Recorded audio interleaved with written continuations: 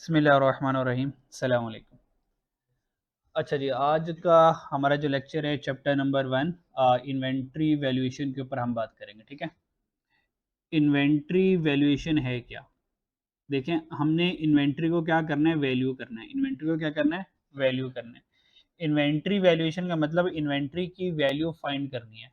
तो इन्वेंट्री की value find करने से पहले हम क्यों ना ये देखें कि इन्वेंट्री होती क्या है। इन्वेंट्री होती क्या है, ठीक है नी।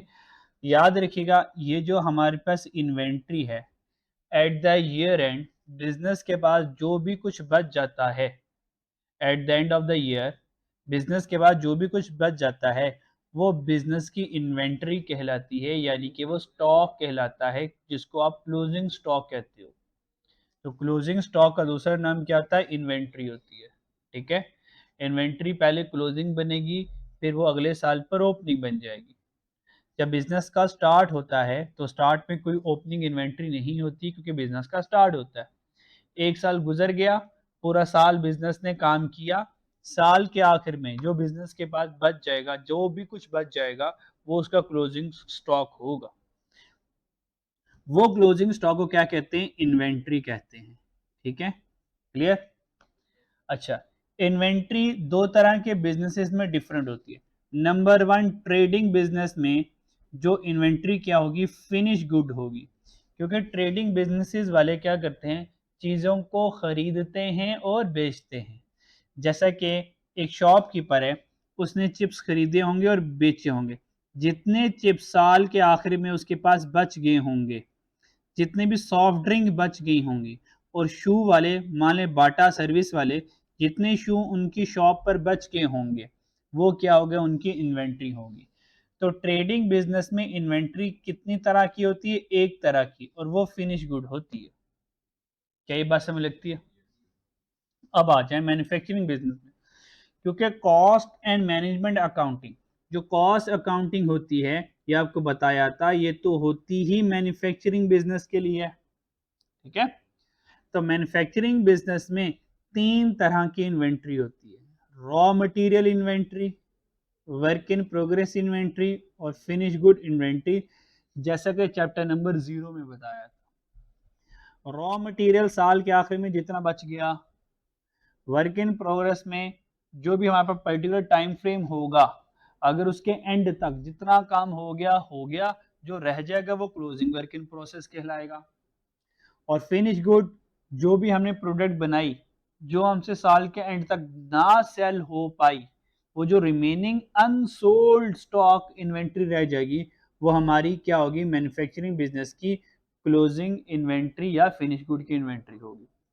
तो ट्रेडिंग बिजनेस में कितने तरह की इन्वेंट्री होती है, only one, that is the finish good. जबकि मैन्युफैक्चरिंग बिजनेस में कितनी तरह की इन्वेंट्री होती है बच्चों, तीन तरह की: raw material inventory, work in progress inventory, और फिनिश गुड इन्वेंट्री। यहाँ तो कोई प्रॉब्लम नहीं। मिसाल के तौर पर क्रूड ऑयल है, क्रूड ऑयल मेरा रॉ मटेरियल है, उसको ऑयल रिफाइनिंग में, वर्क इन प्रोग्रेस में मशीनें लगेंगी ऑयल रिफाइनिंग में, और वो finish good as a petrol की फॉर्म में बाहर आ जाएगा। यौन धागा है, वर्क इन प्रोग्रेस, मशीनों ने काम किया, उस धागे के ऊपर तो कपड़ा बन गया। मिल्क था, मशीनों ने काम किया, उससे हमने दही बना ली। ठीक है जी, तो ये इस तरह से raw material work in progress में कन्वर्ट होता है फिनिश गुड। ठीक है, अच्छा जी, इसके अलावा एक नोट सुन लें। जितने भी हमारे पास स्टोर, स्पेयर्स एंड टूल्स होंगे, उन सब को हम किस कैटेगरी में शामिल करने वाले हैं, रॉ मटेरियल की कैटेगरी में शामिल करने वाले हैं। स्टोर, स्पेयर्स एंड टूल्स के जितने भी एक्सपेंसेस होंगे, उन सबको कहाँ कंसीडर करेंगे, रॉ मटेरियल में कंसीडर करेंगे। ठीक है जी, तो इन्वेंट्री हमारे पास मैन्युफैक्चरिंग बिजनेस में कितनी तरह की हो गई, कौन कौन सी? Well done, raw material, work in progress और फिनिश गुड। आगे चलते हैं। चैप्टर का नाम क्या था, इन्वेंट्री वैल्यूएशन। इन्वेंट्री वैल्यूएशन, अब चलते हैं जरा इन्वेंट्री वैल्यूएशन पर। अच्छा जी, अब हमारा आ गया valuation of inventory. Valuation of inventory का मतलब ये है कि आपने, वैल्यूएशन ऑफ इन्वेंट्री का मतलब है कि इन्वेंट्री की क्या वैल्यू है। इन्वेंट्री की क्या वैल्यू है at the end of year, at the end of financial year. Financial year के एंड में हमारी इन्वेंट्री की क्या वैल्यू है, जो हमने स्टॉक पड़ा हुआ है हमारे बिजनेस में, स्टोर रूम में स्टॉक पड़ा हुआ है, वो स्टॉक कितनी कीमत का पड़ा हुआ है, जरा उसकी कीमत तो लगाओ, उसकी वैल्यूएशन तो करो। वैल्यूएशन का मतलब क्या, उसकी कीमत तो लगाओ। ठीक है, तो आपने पढ़ा हुआ है अकाउंटिंग में कि जो स्टेटमेंट ऑफ फाइनेंशियल पोजीशन में, जो स्टेटमेंट ऑफ फाइनेंशियल पोजीशन में अमाउंट ऑफ इन्वेंट्री लिखते हैं, अमाउंट ऑफ इन्वेंट्री लिखते हैं, आपको पता है वो लोअर ऑफ कॉस्ट और एनआरवी पर लिखते हैं। ठीक है, जो हमारे पास इन्वेंट्री पड़ी है उसकी कॉस्ट कितनी है और उसकी एनआरवी क्या है। ठीक है, तो इन दोनों में से जो लोअर होगी उसके ऊपर हम अपनी इन्वेंट्री को क्या करेंगे, रिकॉर्ड करेंगे। An entity is required to evaluate in inventory at the end of each reporting period. Her reporting period के एंड पर एंटिटी को क्या करना है, अपनी इन्वेंट्री को इवेल्युएट करना है कि वो कॉस्ट पर आएगी या एनआरवी पर आएगी। एनआरवी क्या है, estimated selling price minus estimated cost to sell minus estimated to cost to repair. आगे लंबी लिस्ट है, एक दो तीन और आएंगे, जब डिटेल में पढ़ेंगे तो मैं आपको बता दूंगा। तो एनआरवी क्या है, एनआरवी का मतलब ये है जो आपकी इन्वेंट्री आपके गोडाउन में पड़ी हुई है, अगर आज इसको मार्केट में बेचें तो ये कितने की सेल होगी, मार्केट में इसकी कीमत क्या है। कॉस्ट का मतलब क्या, आपके यहाँ ये कीमत है पर हमने हमारे यहाँ क्या कीमत है उस पर रिकॉर्ड नहीं करना, हमने करना मार्केट में क्या कीमत है, फिर मार्केट की कीमत को और अपनी कॉस्ट को दोनों को कंपेयर करना है और किस पर रिकॉर्ड करना है, लोअर पर करना है। ठीक है, लोअर पे करना है, हायर पे क्यों नहीं करना, ये तो अकाउंटिंग वाले, फाइनेंशियल अकाउंटिंग वाले टीचर बताएंगे फिर। ठीक है, चले मैं बताता हूँ। हायर पे इसलिए नहीं करना क्योंकि अगर क्लोजिंग स्टॉक हायर हो जाए, क्लोजिंग स्टॉक के हायर होने से प्रॉफिट इंक्रीज हो जाएगा उस साल का, इसका मतलब प्रॉफिट ओवरस्टेट करके बैठे हुए हो। बिल्कुल प्रूडेंस कॉन्सेप्ट की खुली खुली सरेआम बदमाशी के साथ वायलेशन कर रहे हैं। ठीक है, तो प्रूडेंस कॉन्सेप्ट यही कहता है कि एसेट जो है वो ओवरस्टेट नहीं होने चाहिए, एक्सपेंसेस ओवरस्टेट नहीं होने चाहिए। ठीक है, इनकम ओवरस्टेट नहीं होने चाहिए। ठीक है, अच्छा जी, और जो लाइबिलिटीज है वो अंडरस्टेट नहीं होनी चाहिए, लाइबिलिटी छुपानी नहीं है, जितनी लाइबिलिटी बनती है you have to show that. ठीक है, ऐसे नहीं कि लाइबिलिटी कम शो करो, क्योंकि लाइबिलिटी को कम शो करेंगे और एसेट को ओवरस्टेट शो करेंगे तो बिजनेस अच्छा अच्छा नजर आएगा ना। ऐसा क्लोजिंग स्टॉक को ज्यादा नहीं रिकॉर्ड करना क्योंकि वो क्लोज स्टॉक क्या एसेट है, और उस क्लोज स्टॉक में स्टेटमेंट ऑफ फाइनेंशियल पोजीशन पर जब वो आएगा तो जब हायर अमाउंट से आएगा तो एसेट ज्यादा नजर आएंगे ना, तो प्रूडेंट कॉन्सेप्ट कहता है भाई ऐसा ना करो। ठीक है, तो दैट्स वाई हम लोअर पर चलेंगे कॉस्ट और एनआरवी के कंपैरिजन के बाद। ठीक है, अच्छा एक प्रैक्टिस एग्जांपल वन है, ननी मुनी सी एग्जांपल है, प्रैक्टिस वन, जल्दी से उसको सॉल्व कर दे जरा। ठीक है, फिर मैं करवाता हूँ आपको। पहले समझने करना क्या है, हमारे पास तीन प्रोडक्ट है, finish good one, finish good two और work in progress A one है। Cost, sell price, cost of completion, selling cost given है। ठीक है, कैलकुलेट क्या करना है, calculation of the NRV of each inventory item is given. कहता है एनआरवी की क्या करनी है, कैलकुलेशन करनी है। क्या एनआरवी क्या है, यानी कि finish good one, finish good two, work in progress one की एनआरवी कैलकुलेट करनी है। फिर सेकंड नंबर पर calculate value of each inventory, फिर ईच हर एक इन्वेंट्री की क्या करनी है, वैल्यूएशन करनी है, इनके वैल्यू फाइंड करनी है। चलो करो शाबाश, फिर मैं बताता हूँ। जी बच्चों डन। अच्छा जी, सबसे पहले कैलकुलेशन देखते हैं, एनआरवी कैलकुलेट करनी है सबसे पहले। ठीक है, एनआरवी कैलकुलेट कर लेते हैं। एनआरवी, तो एनआरवी का फॉर्मूला क्या था, sale price minus cost to sell, ठीक है, माइनस सेलिंग कॉस्ट, ये दोनों माइनस करेंगे तो एनआरवी आ जाएगी। तो 7800 माइनस 500, आंसर क्या आया, 700, और बोलो 7300 आंसर आ जाएगा, 7300 आ जाएगा। फिर 12,000 माइनस 200, आंसर इज 11,800 आ गया। 14 माइनस करेंगे 15 माइनस करेंगे 200, आंसर इज जी 12,300। ये 12,300 हमारे पास आ जाएगा, ठीक है जी। अच्छा जी, तो 12,300 आ गया, ये हमारे पास एनआरवी आ गई। तो ये हमने क्वेश्चन नंबर 1 को सॉल्व कर लिया। सेकंड पार्ट में वो क्या कह रहा है, वैल्यूएशन करनी है। क्या करनी है, वैल्यूएशन, ठीक है। वैल्यूएशन करनी है किसकी, हर एक इन्वेंट्री की, हर एक इन्वेंट्री। तो वैल्यूएशन ऑफ इन्वेंट्री किस पर होती है, लोअर ऑफ कॉस्ट और एनआरवी। तो देखो कॉस्ट कितनी आ रही है 8,000, एनआरवी क्या आ रही है 7,300, तो कौन जीत गया, एनआरवी जीत गया ना, तो एनआरवी जीत गया है। तो एनआरवी के ऊपर वैल्यूएशन आ गई। सेकंड देखें 14,000, 11,800, कौन जीत गया, 11,800 जीत गया, तो इसके ऊपर वैल्यूएशन आ गई। फिर 12,000 वर्सेस 12,300, अब कौन जीत गया, ये 12,000 जीत गया। अब कॉस्ट के ऊपर आ गई, क्योंकि कॉस्ट क्या है, लोअर पे अब आ रहा है। देन आगे चले, आगे चलते हैं। तो अभी हमने क्या सीखा कि valuation of inventory. Valuation of inventory का मतलब क्या, इन्वेंट्री की क्या वैल्यू हम स्टेटमेंट ऑफ फाइनेंशियल पोजीशन पर लिखेंगे।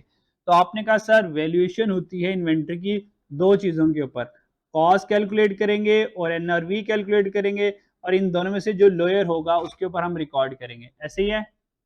अब हम सीखेंगे one by one, cost of inventory क्या है, इसके बारे में पूरा टॉपिक पढ़ने वाले हैं।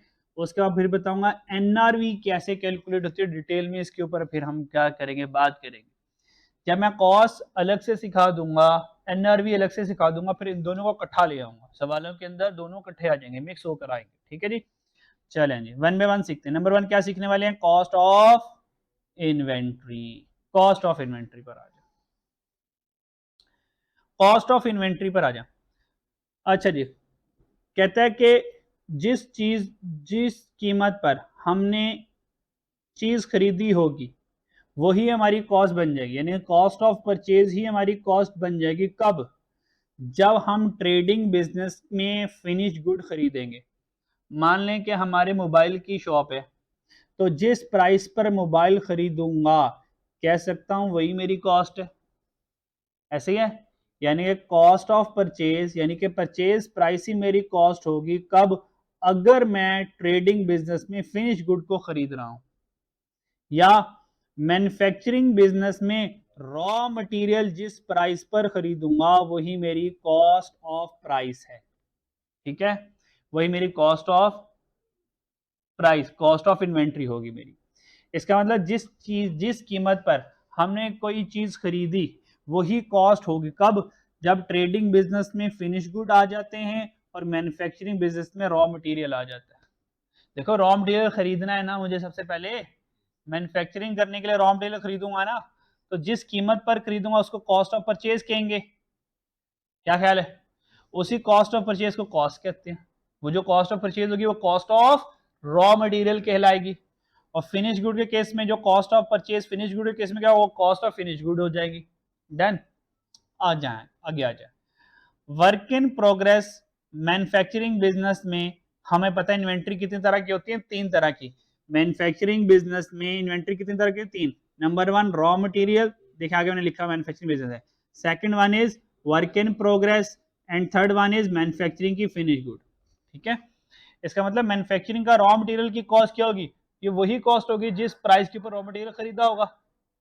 अच्छा, वर्क इन प्रोग्रेस को तो खरीदा नहीं होता, वर्क इन प्रोग्रेस में तो मटेरियल और डायरेक्ट लेबर काम कर रहे होते हैं। वर्क इन प्रोग्रेस क्या करता है, ये तो मटेरियल को कन्वर्ट करता है आउटपुट में, यानी कि फिनिश गुड में। तो इसका मतलब वर्क इन प्रोग्रेस में कॉस्ट क्या होगी, कॉस्ट ऑफ इन्वेंट्री। बच्चों वर्क इन प्रोग्रेस की भी तो इन्वेंट्री होती है कि नहीं होती, अभी ऊपर अभी पढ़ा कर आया हूं। तो वर्क इन प्रोग्रेस की इन्वेंट्री कॉस्ट क्या होगी, तो वर्क इन प्रोग्रेस में इन्वेंट्री खरीदते थोड़ी है, वहां पे तो रॉ मटेरियल के ऊपर काम कर रहे होते हैं। यानी कि वहां पे क्या लग रहा होता है, मटेरियल लग रहा होता है, लेबर लग रही होती है, और ओवरहेड लग रहे होते हैं। क्या मेरी बात क्लियर हुई। इसका मतलब वर्क इन प्रोग्रेस की कॉस्ट क्या होगी, डायरेक्ट मटेरियल, डायरेक्ट लेबर और फैक्ट्री ओवरहेड। और finish good for manufacturing business में क्या होगा, जो फिनिश गुड बन गई होगी, क्या उसके ऊपर मटेरियल लगा होगा, क्या उसके ऊपर लेबर का खर्चा आया होगा, क्या उसके ऊपर फैक्ट्री के एक्सपेंसेस आए होंगे, ओवरहेड के एक्सपेंसेस आए होंगे। इसका मतलब work in progress for manufacturing business, finish good for manufacturing business, इनकी कॉस्ट किसकी इक्वल होगी? मटेरियल, लेबर और एफएच की होगी। इसका मतलब पूरी की पूरी मैन्युफैक्चरिंग बिजनेस में टोटल इन्वेंट्री कॉस्ट क्या होगी? Raw material plus work in progress plus finish good. इसका मतलब cost of purchase of raw material plus direct material cost plus direct labour cost plus FOH, ये मैन्युफैक्चरिंग बिजनेस की total inventory की cost बनेगी। मेरी बात समझ आ रही है?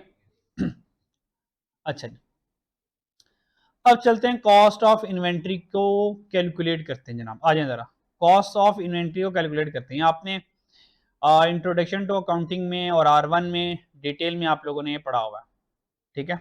तो यहाँ पे अब इतनी डिटेल की जरूरत नहीं है, लेकिन फिर भी मैं आपको बता दूंगा। कॉस्ट ऑफ इन्वेंट्री, बच्चों ये क्या लिखा वर्ड, वर्ड गौर करना है, ये क्या वर्ड लिखा हुआ है? लफ्जों के ऊपर जितना गौर करेंगे उतनी जिंदगी क्या होगी? आसान।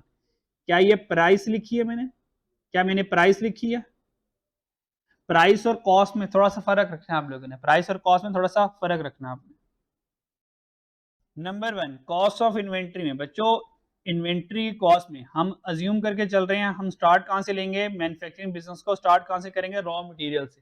बच्चों रॉ मटेरियल होगा तो प्रोडक्शन होगी ना, तो सबसे पहले हम अज्यूम करेंगे we are in manufacturing business, हम मैन्युफैक्चरिंग बिजनेस में, तो परचेज प्राइस ऑफ क्या होगा? Raw material.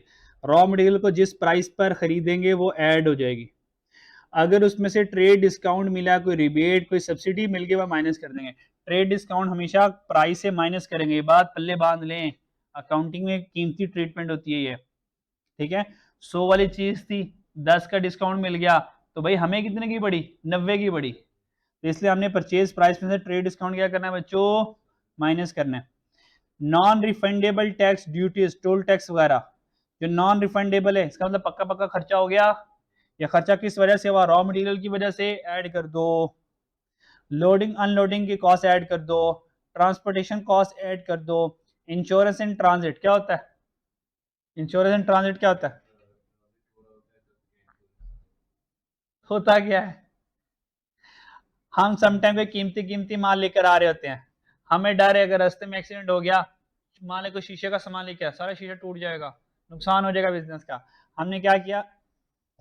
अपने सफर को क्या करें? इंश्योर करवा दिया, इंश्योरेंस करवा ली। तो ये जो एक्सपेंस आया चीज़ों को खरीदने की, मंगवाने की वजह से आया, तो क्या कर देंगे? ऐड कर देंगे। क्लियरिंग चार्जेस, इंपोर्ट, चाइना से हमने माल मंगवाया, वो क्या कर लिया? कस्टम वालों ने रोक लिया, तो भाई क्लियरिंग चार्जेस पे करेंगे और माल हमारे तक आ जाएगा। LC charges, letter of credit charges क्या होते हैं?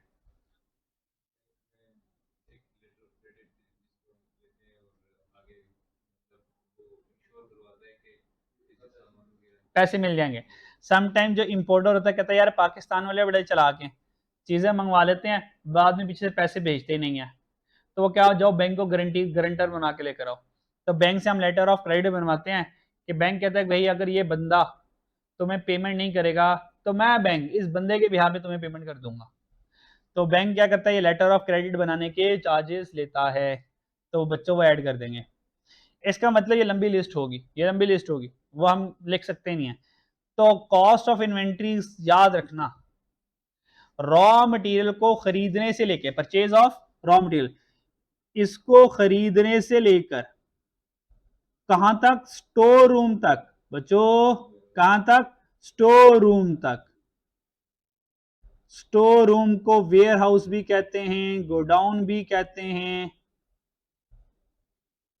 ठीक है? गो डाउन, नीचे चले जाओ, है ना? गोडाउन नीचे होता है ना, इसलिए गो मतलब जाना, डाउन मीन नीचे जाना, यहाँ वेयर हाउस होगा। तो बच्चों रॉ मटेरियल खरीदने से लेके गोडाउन तक लाने तक, गोडाउन तक लाने तक जितने भी एक्सपेंसेस होंगे उन सारे एक्सपेंसेस को ऐड कर देंगे तो वो कॉस्ट ऑफ इन्वेंट्री बन जाती है। क्या ख्याल है? समझ लगता है? मुश्किल बात तो नहीं है? ऐसा तो नहीं कॉस्ट अकाउंटिंग के दरमियान दरमियान में केमिस्ट्री आ गई हो, बहुत सारी ये वाली बात सही चली थी, पर यहाँ से आप केमिस्ट्री पढ़ाना शुरू कर दिए तो समझ ही नहीं आई। ऐसा तो नहीं है? चलो आगे चलते हैं। कहता है कि कुछ कॉस्ट ऐसी हैं जो कि शामिल नहीं करनी, कुछ कॉस्ट ऐसी होंगी जिनको शामिल नहीं करना। रिफंडेबल टैक्स ड्यूटीज क्यों शामिल नहीं करना? बच्चों ये तो आज पे करेंगे कल को वापस आ जाने हैं, ये तो परमानेंट खर्चा नहीं हुआ। एबनॉर्मल लॉस, क्या एक्सीडेंट हो गया, पेनल्टी, माल चोरी हो गया, कहता है ये वाले खर्चे अब कॉस्ट में ऐड नहीं करेंगे क्योंकि चोरियां रोजाना रोजाना नहीं होनी, एक्सीडेंट डेली बेसिस पर नहीं होने। गोडाउन सेफ्टी सिक्योरिटी, ये गोडाउन सेफ्टी सिक्योरिटी वाली कॉस्ट क्यों नहीं शामिल होगी? भाई हमने कॉस्ट रिलेटेड टू मटेरियल देखनी है, गोडाउन की हिफाजत नहीं करनी है, हमें तो मटेरियल की हिफाजत करनी है, और मटेरियल की हिफाजत करने की कॉस्ट भी यहाँ पे शामिल नहीं होगी। ये कौन कौन सी कॉस्ट ऑफ इन्वेंट्री में कॉस्ट शामिल होगी? मैंने कहां से कहां तक का बताया है? खरीदने से लेकर बच्चों बाय करने से लेकर गोडाउन तक लाने तक। अब गोडाउन में आ गई, अब खर्चे बंद हो जाएंगे, फिर गोडाउन का मेकअप करो, पेंट करवाओ, टाइलें लगवाओ, ये सारे खर्चे कॉस्ट ऑफ इन्वेंट्री में शामिल नहीं होने वाले। एक मतलब इन्वेंट्री आ गई, अब खर्चे खत्म हो जाएंगे। तो नीचे वो क्या कह रहा है, अगर हमारे पास गोडाउन सेफ्टी सिक्योरिटी आ जाए तो ये खर्चा शामिल कॉस्ट में नहीं करना, does not include. Storage cost कोई शामिल नहीं करना। Settlement cost, discount on early payment in case of credit goods, अगर क्रेडिट गुड्स हैं और कोई सेटलमेंट डिस्काउंट दे दिया, भाई आप 15 दिन नहीं, अगर 10 दिन में पैसे करोगे तो आपको इतना डिस्काउंट मिलेगा, तो ये इग्नोर करेंगे। और अगर ड्राइंग्स हो गई, इन्वेंट्री कम हो गई, तो इसका कॉस्ट से कोई ताल्लुक नहीं है। ठीक है, अब यहां से एक वैरायटी एग्जामिनर लगाएगा, वो वैरायटी ये लगाता है इसके ऊपर, टैक्स एंड ड्यूटीज के ऊपर। यहां पे लिखते हैं ना नॉन रिफंडेबल है, समटाइम एग्जामिनर ना ये नॉन रिफंडेबल का वर्ड लिखेगा ही नहीं, वो सिंपल लिख देगा टैक्स लिख देगा, टैक्स लिख देगा, क्या लिख देगा? टैक्स लिख देगा। अगर आप टैक्स लिख दिया तो आप कहेंगे यार काश रिफंडेबल लिखता तो इग्नोर करते, और नॉन रिफंडेबल लिखता तो ऐड करते। अब ये टैक्स आ गया, अब क्या करें? तो इसके लिए नोट्स पढ़ लेते हैं।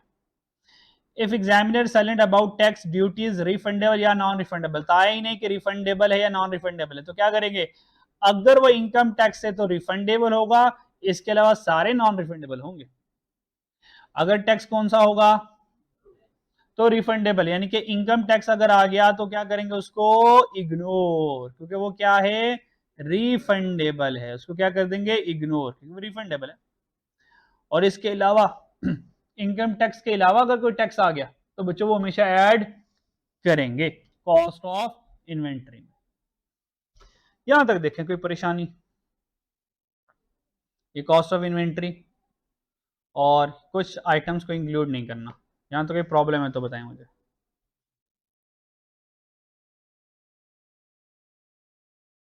आगे चलें, चलो जी आगे चलते हैं।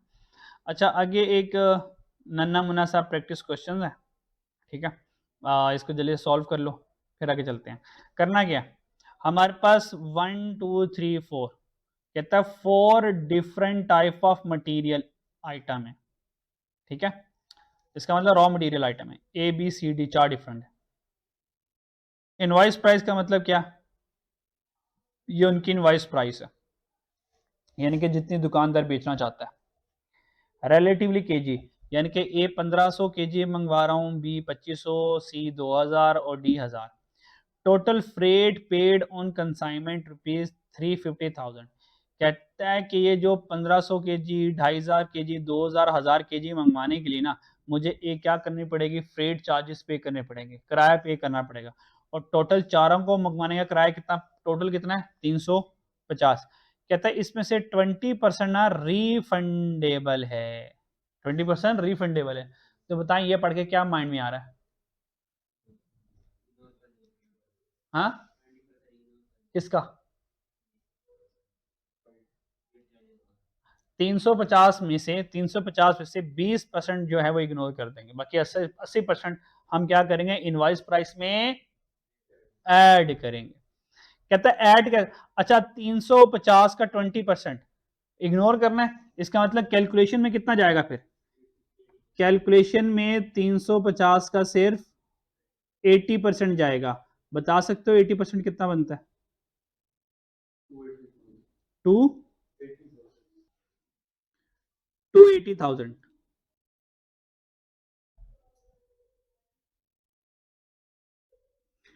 280,000 बन गया, ठीक है। ये जो 280,000 होगा अब हमने क्या करना है, इसको डिस्ट्रीब्यूट करना है, ठीक है। अच्छा जी ये तो 280,000 इन चारों के लिए है ना, तो हमने देखना है ए बी सी और डी, हर एक के हिस्से में कितना खर्चा आएगा। ये 280,000 को क्या करना है बच्चों, मुझे ए बी सी और डी चारों में बांटना है ना। इसका मतलब कोई ना कोई तो अब रेशो बताएगा कि जिस रेशो की बेस के ऊपर इसको बांटना है। अब वो बता रहे हैं, वो ये कह रहे हैं calculation of cost per KG of each material. कहता है कैलकुलेट क्या करना है, सबसे पहले कॉस्ट कैलकुलेट करनी है। क्या कैलकुलेट करनी है, कॉस्ट। अब कॉस्ट से याद आ गया ये वाला कंसेप्ट सारा, कॉस्ट से याद आ गया ये लंबी चौड़ी ये ले क्या, ये कॉस्ट का सारा कंसेप्ट याद हो गया आपको, कॉस्ट में सारा कुछ आएगा ये, सही है। अच्छा जी कॉस्ट आगे क्या लिखा हुआ है, कॉस्ट पर केजी, यानी कि एक केजी की कॉस्ट ऑफ ईच मटेरियल, यानी कि ए बी सी डी पर केजी की कॉस्ट कैलकुलेट करनी है, टोटल कॉस्ट कैलकुलेट नहीं करनी, पर केजी कॉस्ट कैलकुलेट करनी है। अच्छा, if freight is apportion on the basis of invoice price, कहता है ये जो फ्रेट आया ना 280 का, इसको बांटो, किस बेस के ऊपर अपोर्शन करना है, बांटना है on the basis of invoice price. तो इनवाइस प्राइस क्या है, 5 लाख, 4 लाख, 3 लाख, 2 लाख, यानी कि 280 को 5432 की रेशो में बांट दो। एग्री करते हो, ठीक है जी। अगर हम इसको बांट दें, अगर हम इसको बांट दें तो हमारे पास आंसर क्या बनता है, तो हमारे पास आंसर क्या बनता है जी। उम्मीद है बच्चों आप लोगों ने फड़का दिया होगा, बच्चों कर लिया है। अच्छा, तो सबसे पहले हम क्या लिखने वाले हैं, इनवॉइस प्राइस। बच्चों क्या लिखने वाले हैं, इनवॉइस प्राइस, ठीक है। अच्छा जी, तो सबसे पहले हम इनवॉइस प्राइस लिख लेते हैं। तो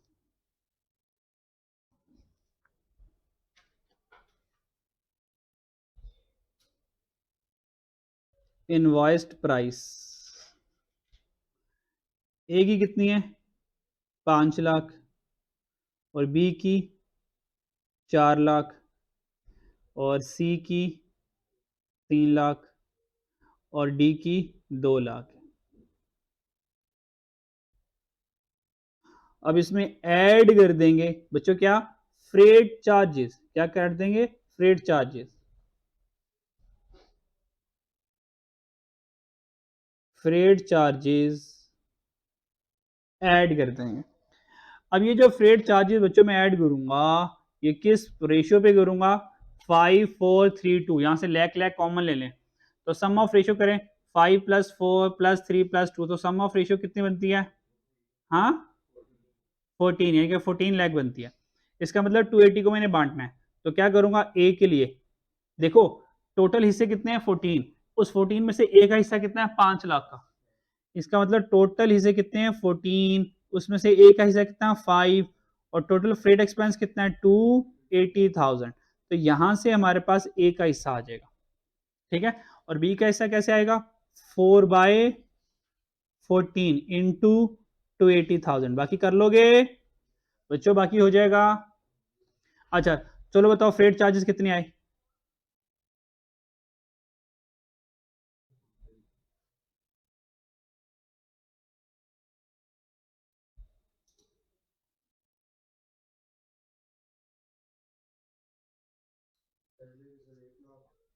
पहले का आ गया 1 लाख,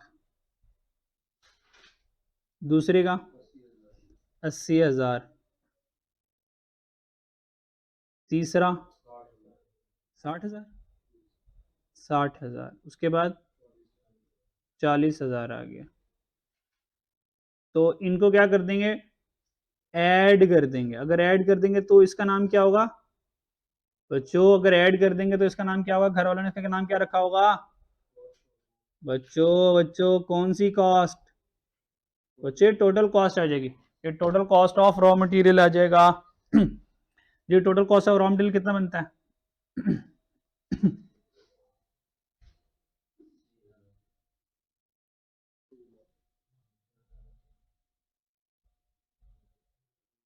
आगे 3,60,000, 2,40,000। क्या ये मेरा आंसर आ गया? आ गया? नहीं आया, नहीं आया। और ये पढ़ो क्या लिखा हुआ, कॉस्ट पर केजी, पर केजी कॉस्ट है ये। सर पर केजी में जाने के लिए क्या करेंगे, हर एक को उसके रेलिवेंट मटेरियल से क्या कर देंगे, डिवाइड कर देंगे। तो 6 लाख डिवाइडेड बाय 1500, ऐसे ही है। 6 lakh divided by 1500, 480 divided by 2500, 360 divided by 2000 और 240 डिवाइडेड बाय 1000। अब जो आंसर आएगा ये हमारा फाइनल आंसर होगा। बता सकते हैं क्या आता है पहले वाला? 400। इसका मतलब ₹400 पर केजी। सेकंड वाला ₹192 पर केजी। और उसके वाला ₹180 पर केजी। और लास्ट वन वाला ₹240 पर केजी। सर ये वाला हमारा आंसर आया। ये छोटी सी कैलकुलेशन, ठीक है जी। यहाँ तो कोई प्रॉब्लम? आगे चल।